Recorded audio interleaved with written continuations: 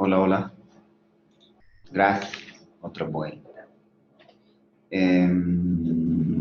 Habíamos quedado en lo que es, ¿qué hago cuando no tenemos los datos? ¿O qué hago cuando no poseo la información de las personas? Entonces, la pregunta deberíamos responderla ahí nosotros, si ven en pantallas, es, ¿presento o no presento la demanda? ¿Presento o no presento el escrito? Probablemente nuestra solución es una preliminar, una preparatoria, ¿no? Para con la que podríamos conseguir ciertos datos de la persona.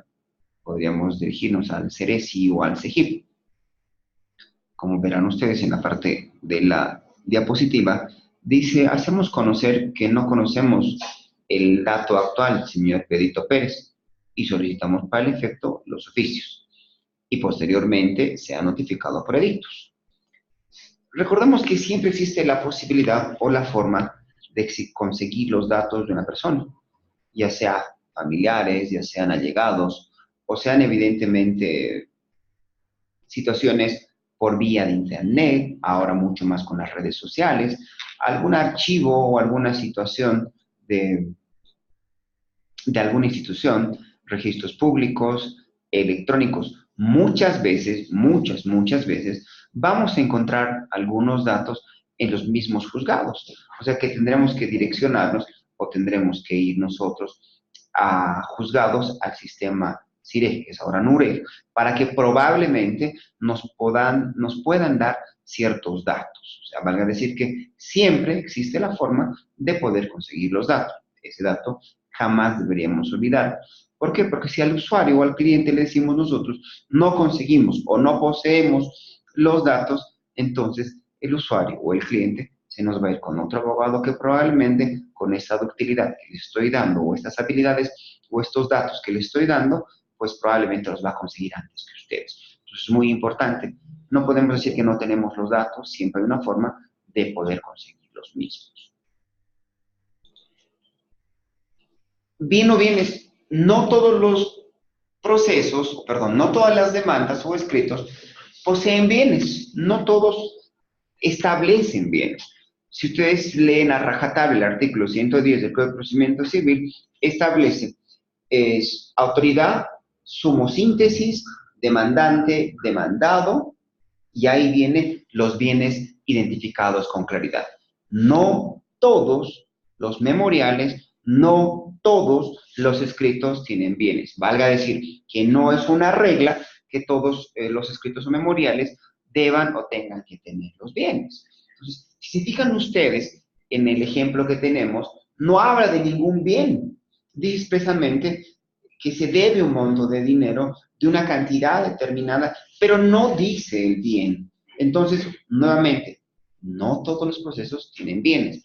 Ahora, si el proceso o la demanda o el memorial, perdón, tuviera bien, tendrás que designarlo con precisión, con exactitud, lugar, registro, documentos y dónde se encuentra. Y es más aún, si no tuvieras algún dato más, las colindancias o vecinos del mismo.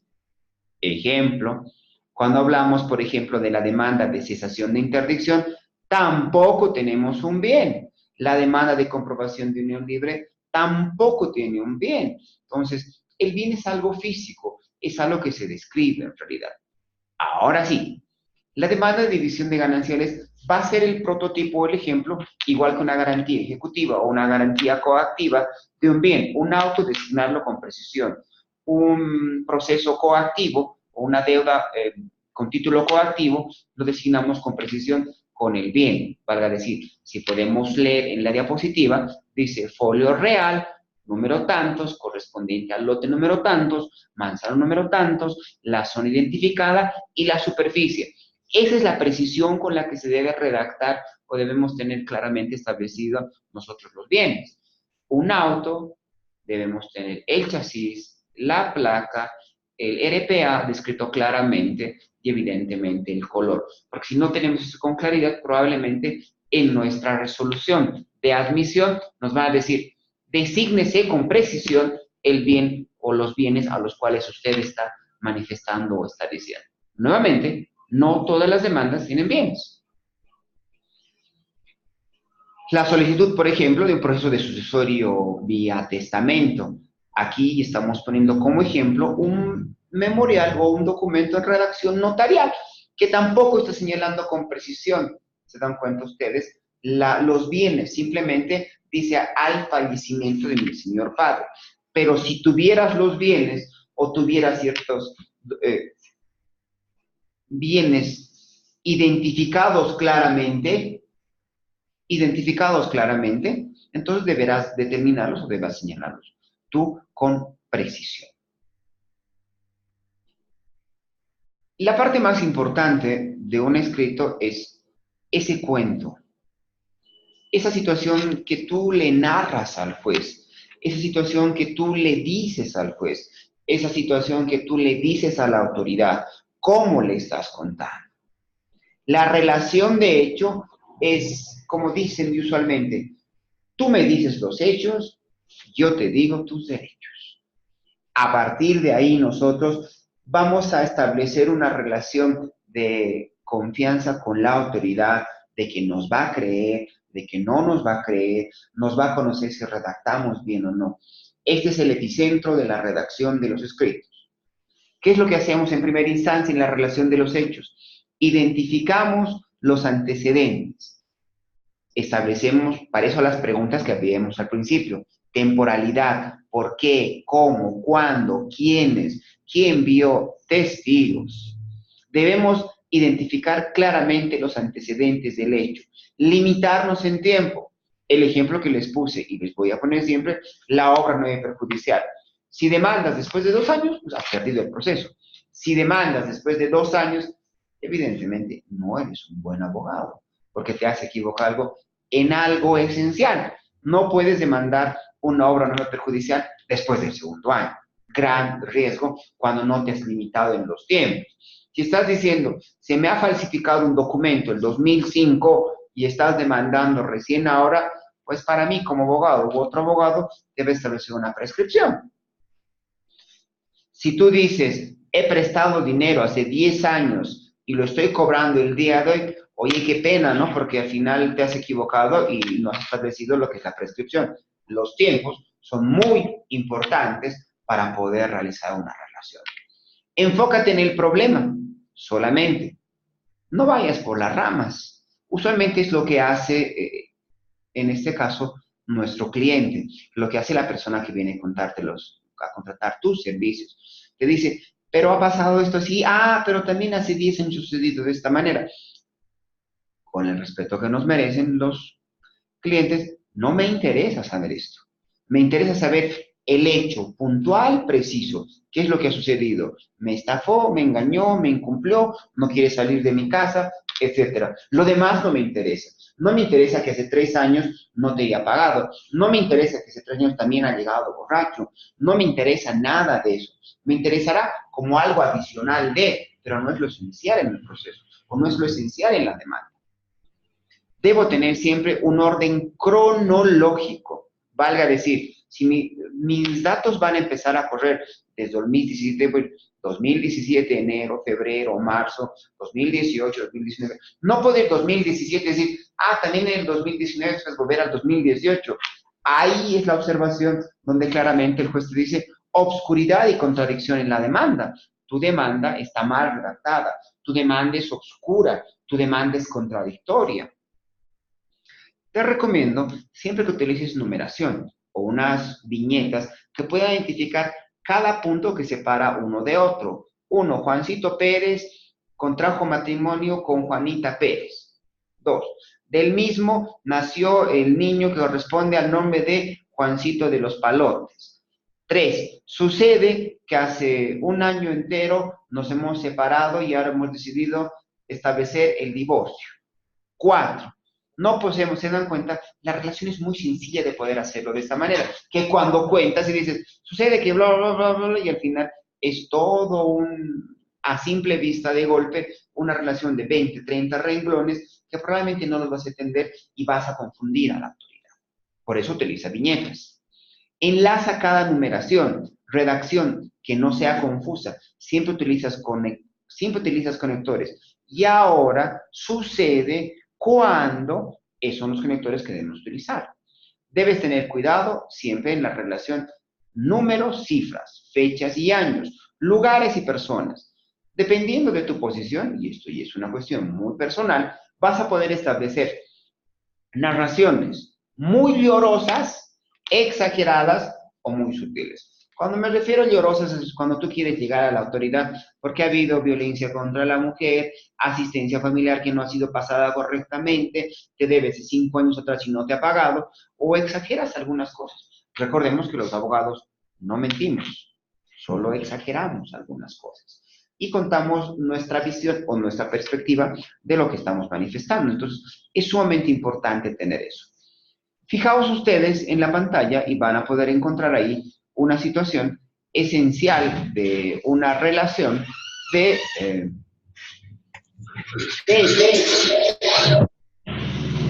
donde vamos a poder obtener nosotros una relación de hechos sumamente sencilla, o valga decir, muy ordenada, donde dice hechos y antecedentes. He trabajado en la industria de comercio ABC, cuyo propietario es el señor David Cárdenas. Esta industria se dedica a varias actividades, entre ellas la elaboración de panes para su venta. La labor que cumplía era como panadero desde el 10 de noviembre del 2008 al 17 de febrero de 2011, fecha en la que presenté mi renuncia, cumpliendo 2 años, 3 meses y 8 días de trabajo. Segundo punto, mi jornada de trabajo. Tercer punto, mi salario. ¿Se dan cuenta? Inclusive esta misma relación, si ustedes quieren hacerla más sencilla o mucho más entendible, podrían dividirla en mucho más partes, pero la idea es que no sea cansador para la autoridad, que no sea cansador para la persona que está viendo. Otro ejemplo, identificación de la organización no gubernamental, sucede que a la fecha me debe dinero, dicho documento tiene un valor de título coactivo. Asimismo, se hace contar de manera voluntaria y expresa que se renuncia al proceso ejecutivo. Una relación sencilla para un proceso coactivo. Fijaos lo que les decía. Dice demanda, división de bienes y gananciales. Tiene, si fijan ustedes, a simple golpe de mirada o vista, tiene 2, 4, 6, 8, 10, 12, 14, 17, 18, 20, 22, 24 renglones, que a simple vista para la autoridad es muy complicada la lectura. Usualmente, y eso les digo por conocimiento de causa, las, las acciones constitucionales de amparo constitucional son rechazadas por esto, porque no tiene una precisión exacta, no tiene una relación clara, sencilla. Lo primero que te va a salir es establezca con claridad y precisión lo que usted quiere. Ese es el error. Relación de derecho. Es nuestro amparo legal, el fundamento de lo que nosotros, el fundamento que tenemos para reclamar algo, el fundamento que tenemos para acudir ante la autoridad jurisdiccional. Para tener claro la relación de derecho, debemos tener nosotros claro y en esencia esa pirámide, que la pirámide no es de Kelsen, sino es la pirámide de nuestro, un segundo, y donde está listo el puntito, siempre va primero.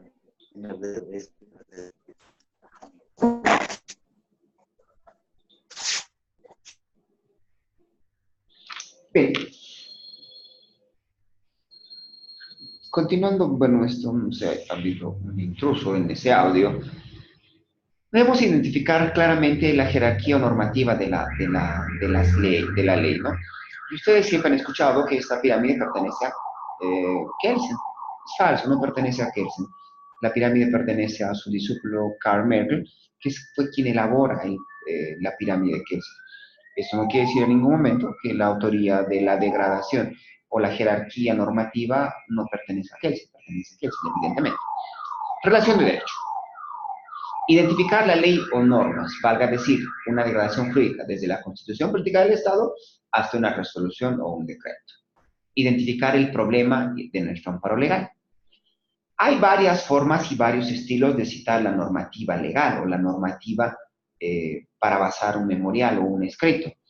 La primera podría ser, en esencia, citar la norma y el artículo, valga decir la totalidad, estafa, incumplimiento de contrato, y copias todo el artículo. Esto lo deberías hacer así hasta que tú ya conozcas a detalle cada articulado, qué es lo que dice o qué es lo que manifiesta. La segunda podría ser en expresa, citar de manera total la normativa. Yo siempre recomiendo esta hasta que no encuentres una forma. En esta podrías también citar en la relación de derecho sentencias o jurisprudencia, siempre y cuando lo sea necesario y siempre y cuando respete cierta normativa o ciertos parámetros. La ratio decidendi, la razón de la decisión, y evidentemente establecer entre comillas y puntillos y negrillas adicionalmente la forma que estás viendo y cómo estás enlazando tu sentencia constitucional o tu jurisprudencia al caso que estás realizando o al caso que estás viendo en el escrito. También podemos citar doctrina, recordando que no todos hacen doctrina. Tendrás que buscar en esencia autores reconocidos o personas con entendimiento o trayectoria para poder establecer una doctrina. También podrías citar tu amparo legal en un otro sí. Ahora veamos un tipo de ejemplos para tener claro esto y que ustedes puedan tener a detalle cómo se hace esto. Ejemplo 1. Fíjense ustedes en el ejemplo 1. Dice simplemente, ante tal situación, bla, bla, bla, bla, y en cumplimiento del artículo tanto de la Constitución, presento tal hecho. Simple. Solamente cita los articulados y un poco de lo que quiere. El ejemplo 2 dice, cita expresamente el texto de la normativa y más abajo establece el por qué cita. En este caso, si se trata del artículo 335, establece estafa, cita lo que dice la estafa y en el renglón número 5, si fijan ustedes, dice, debido que la persona habría cometido esta conducta por alguna situación o algo determinado. Entonces, establecemos un ejemplo, dos ejemplos. Y el tercer ejemplo, mucho más sencillo, la petición que se ampara es en los artículos y cita absolutamente todos los artículos. En consecuencia, son formas de poder realizar el petitorio. Cada quien encontrará su propio estilo. Cada quien encontrará la forma como va a redactar o la forma como mejor le parezca para poder desarrollar esto. Ahora, fijaos ustedes en la pantalla cuando habla de la jurisprudencia. Cuando citamos la jurisprudencia, en esencia, busca la ratio decidendi, busca la razón de la decisión, busca siempre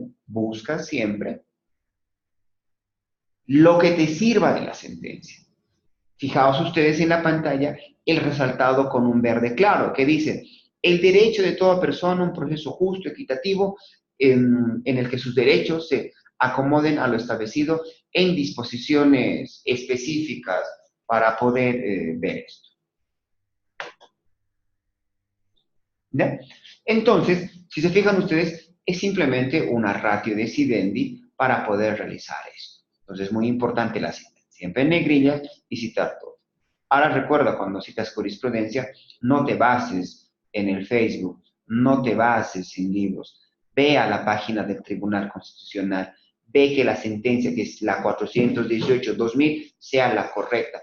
Ve que la sentencia 276 que estoy citando es la correcta. Ve que la sentencia es la adecuada, porque no vayas a presentar un memorial con una sentencia o algo que no corresponde. Cuantía. No todos los procesos tienen cuantía. En esencia, ya lo habíamos dicho anteriormente. No todas las demandas memoriales van a tener cuantía o un monto preciso. No es una regla en los escritos. Evidentemente, si los tienen, tendrás que tener mucho cuidado entre lo que van a ser la redacción literal y numeral o los montos que estás estableciendo. Ten cuidado, algo muy importante. La parte más importante es que si en tu relación de hechos has citado numerales, has citado montos de dinero específicamente, y posteriormente en tu petitorio o en tu cuantía dices otro monto totalmente distinto, claramente el juez te va a señalar obscuridad y contradicción en la demanda. Aclare su petitorio. Me está diciendo 12.000 bolivianos en la relación de hechos, en su cuantía me está diciendo 11.500 y en su petitorio me está diciendo 13.500. ¿Cuál es el monto total? O sea, ¿cuál es el dato correcto? Entonces, deberás tener precisión eso cuando tú vas narrando. El literal y el numeral deben ser idénticos. Si existiera en algún caso una diferencia entre el numeral y el literal y te admiten la demanda, siempre prevalece el literal. Pero si tienes ese error, corrígelo posteriormente aclarando tu demanda, porque si no podías entrar en una especie de situación que podía establecer a través de un recurso de apelación donde quisieran dejar sin efecto o anularte el proceso hasta las hojas del error establecido. Ojo que la cuantía es la pretensión o la petición en algunos procesos, en las demandas ejecutivas, coactivas, beneficios sociales, asistencia familiar. Veamos algunos ejemplos de la forma de redacción. Miren ustedes, asistencia familiar, vean ustedes la forma como se redacta. Un cuadro que nosotros presentamos la liquidación al juzgado, el monto total que nos debe, adicionalmente en este mismo tenor o en este mismo texto, establece y le dice que he gastado otros montos adicionales y que los mismos deben ser repuestos. Ojo, en asistencia familiar, y te doy este dato, cuando tú gastas montos adicionales o montos extras, y si tienes el recibo o la factura, lo puedes dividir en el 50-50% para el obligado y para ti como obligada, ya seas hombre o mujer, para que se te pueda responder o reembolsar ese monto de dinero. Fijaos ustedes en la parte final, dice, finalmente se aclara que el monto total a pagar del obligado es 6.165 bolivianos. Bolivianos 4.800 del cuadro de liquidación que hemos presentado anteriormente, 1.365 por conceptos de gastos extraordinarios relacionados al pago de mensualidades escolares y evidentemente eso suma un total de 6.165 bolivianos, que lo puedes hacer de esta manera y lo puedes presentar también de esta manera. Cuantía. Fíjense, otro tipo de redacciones. La cuantía demandada, el monto determinado de dinero. Pongan atención a las letras verdes que tenemos nosotros en la diapositiva. Miren, dice, por lo que interpongo el presente proceso ejecutivo civil en contra de la persona tantos, por la organización número tantos, monto, esto es importante, que se hace constar, no incluye intereses ordinarios, penales, gastos ni costos judiciales y otros que corresponden a este tipo de procesos y operaciones crediticias. Valga decir, que le has dicho, solo me debes de tanto, pero no le estoy cobrando estas situaciones, que posteriormente en una liquidación voy a pedir que se me pueda pagar o se me puede establecer. Entonces, tendrás que tener claro que de acuerdo al tipo de memorial o al tipo de proceso que estás empezando, estás realizando, podrás tener distintos tipos de redacción cuando hablas de la cuantía. Para terminar esta parte, veamos el petitorio. El petitorio es lo que pido, la pretensión, lo que se ha resumido en la pretensión de síntesis, sumo síntesis. Lo que yo quiero. Es lo que te decía hace un momento atrás cuando hablabas con tu cliente. ¿Qué quiere tu cliente? ¿Qué busca el cliente? Si hablamos del petitorio, debe ser con términos precisos, claros. Solicito se me pague a tercer día. Solicito cumplo una asistencia familiar. Solicito, pido, solicito. Términos claros y precisos en los que pretendemos. Debemos tener en cuenta que la relación de hecho y de derecho, si se ha mencionado algo, debe coincidir exactamente con lo que digo. Si digo, me debe 50.000 bolivianos y no he pagado hasta la fecha, entonces debería fijarme de la misma manera en la parte final. Como les decía, la sumosíntesis va a ser en realidad nuestro petitorio que estamos realizando. Si se fijan ustedes, y en mi petitorio, en este ejemplo, dice, al amparo del principio de inocencia estipulado en la Constitución Política del Estado y el debido proceso en su triple dimensión y otras garantías, solicito declarar la nulidad y o dejar sin efecto el auto final número 0618 del 12 de julio del 2018, bajo los siguientes argumentos de hecho y de derecho, que voy a señalar y los extremos. Entonces, se dan cuenta ustedes, estoy realizando una suma o síntesis donde ya tengo mi petitorio. Ejemplo, demanda de cesación de la interdicción. Interpongo la presente demanda sobre la cesación de interdicción pidiendo que se me admita esta acción y se la tramita conforme a nuestras normas procedimentales y en sentencia se me declare probada. Demanda de asistencia familiar. En esencia, las partes subrayadas. Interpongo demanda de asistencia familiar contra Juancito Pérez, a favor de mis 3 hijos, por la suma de 3.000 bolivianos. ¿Se dan cuenta ustedes? Cuando hablamos entonces de la demanda, algo que debemos, cuando presentamos un escrito o un memorial y estamos presentando nuestro primer petitorio, algo que no debes olvidar es algo que está acá en esta diapositiva con mayúscula, que dice: en ese sentido, pido a su autoridad admitir la presente demanda. Ahí va el primer secreto. Pide siempre la admisión. Lo segundo que estás pidiendo, se dicte una sentencia declaranda probada tu demanda. Porque si no haces que se presente, que no dices se admita mi demanda, no estás cumpliendo el procedimiento. Si no pides que se declare probada tu demanda, probablemente bastará con la otra parte que responda a tu memorial solicito, no se tome en cuenta porque no ha pedido absolutamente nada. Entonces, debe ser con términos claros y precisos. Otro sí es su utilidad. Aquí voy a revelaros un secreto muy importante del manejo de los otros sí y de cómo ven los otros sí las autoridades, cómo los enfocan ellos y su utilidad para nosotros. ¿Qué son? Los otros sí son además de, algo además de lo importante. Estos nacen o surgieron cuando se tenía pues las máquinas de escribir. Y en las máquinas de escribir los abogados terminaban de culminar su escrito y se olvidaron algo que tenían que decir. Entonces ponían otro sí. El otro sí significa además de. Les digo, otro sí, además de solicito esto, además de solicito esto, además de quiero esto. ¿Qué son? Es algo además de. ¿Por qué se los creo? Por lo que les dije. ¿Cómo nos beneficiamos en nuestros escritos? Ahí vamos a empezar a aprender algunos tips secretos de cómo nos vamos a beneficiar de estos. ¿Cómo los perciben los administradores? Los perciben como algo importante, como algo vital para nosotros, no como algo además de. ¿Qué podemos pedir o escribir en esto? Casi todo, o valga decir, todo. ¿Cuál es la importancia de estar en la suma o síntesis? No precisamente alguna, pero le estás adelantando que tienes unos 10 o 5 otros 10 o 20 otros 10 que le estás pidiendo que deba realizarse. Miraos, otro sí, su contenido. Todo para mí es importante, no solamente una parte. Primero, otro sí, adjunto al presente memorial un extracto de movimientos bancarios. Adjunto en calidad de prueba constituida.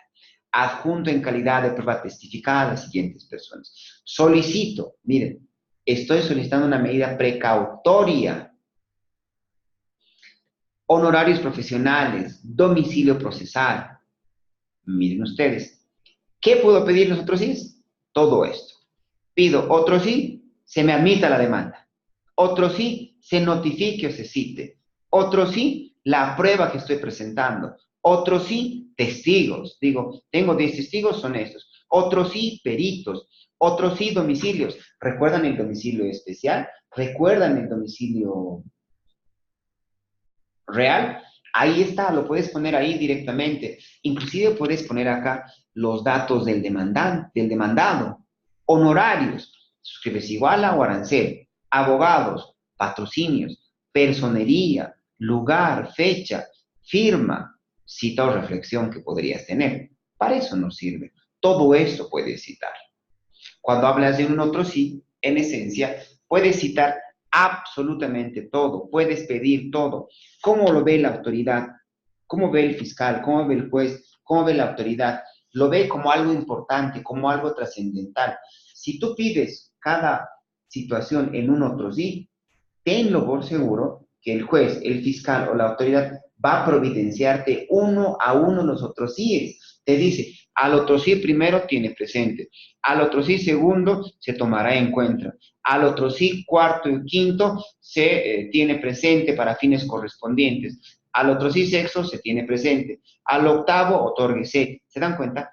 Lo que les han logrado con un otro sí de esta manera es que podamos pedir muchas, pero muchas otras cosas más que no solamente son estas situaciones de otro sí específico o un otro sí que diga adjunta pruebas, otro sí domicilio procesal no. Tienes que tener la facilidad de poder utilizar los otros síes de esta manera que es sumamente importante. Estrategias. La mala costumbre de la redacción. Debes olvidarte esta. La redacción no debe ser ampulosa, debe ser concreta, precisa, no debe ser confusa, no debe ser contradictoria. No debes tener tantos datos sin establecer la importancia. O no debes tener tantos datos y nunca tener un enlace o secuencia de los mismos. Debes tener una secuencia de los mismos. Debes tener la forma de enlazar cada uno de los datos. Usualmente, lo que les decía, las observaciones vienen por carencia de identificación, partes, objetos, peticiones y coherencia con la redacción. La correcta redacción debe ser ABC, amena, breve y concisa.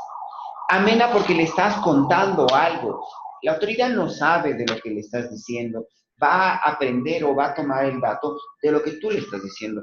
Si no es amena, si no es puntual, no es breve, no es concisa y es muy larga y tediosa, pues te va a decir, aclare con precisión, justifíquese, hay oscuridad y contradicción en tu demanda. Entonces, esos son los datos que tú debes tener, claro. Si hacemos un resumen de lo que vemos, de lo que hemos visto, un memorial debería tener autoridad, suma o síntesis, generales de las partes, antecedentes, relación de los hechos, antecedente o derecho o fundamento legal, tu petición o la pretensión que tienes y los otros síes que necesitas o los otros síes que se tienen dentro del proceso. Para continuar esta parte, lo que yo quisiera saber en realidad es que si alguien de ustedes tiene alguna duda o alguien de ustedes tiene algún comentario que quiera decirme para poder responder los mismos, porque ya después de esto vamos a ingresar a lo que vamos a ver, lo que van a ser los, si no mal recuerdo, están las denuncias y querellas, ya vamos a entrar un poco de área penal. Cualquier pregunta que ustedes tengan o quisieran realizármela, pues lo pueden realizar a través, que sí, de levantar la mano, lo que se puede hacer en esta aplicación, y yo les voy a habilitar el micrófono para que ustedes puedan escuchar, y todos los que están presentes en la charla van a poder escuchar lo mismo. ¿Tienen alguna duda?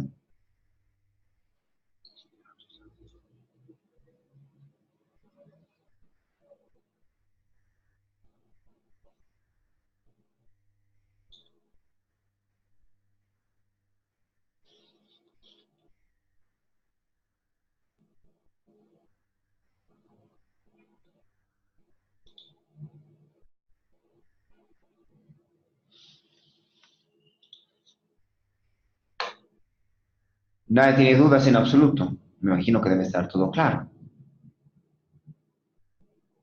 Bien, si no tenemos absolutamente dudas de ningún tipo o situaciones que podamos ver, eh, yo creo que vamos a quedar acá en esta parte que hemos visto el día de hoy. Y mañana ya vamos a ingresar a lo que deberíamos avanzar con, si quiere, un poco más de área penal, denuncias, querellas, estrategias para la redacción de las mismas. Les voy a enseñar a cómo saltarnos la comisión de, o no la comisión de admisión, los fiscales de admisión para poder presentar una querella o una denuncia y que no sea una querella y que no sea observada. Entonces, si no tenemos más de esto, pues agradezco su gentil atención por este tiempo que hemos tenido. Mañana, por favor, os espero que podamos empezar de manera mucho más puntual a las 7 en punto de la noche y terminar también de manera mucho más puntual a 9 en punto. Espero que la gente de SEO ya me pueda solucionar el problema técnico que hubo el día de hoy. Entonces, gracias a ustedes y buenas noches.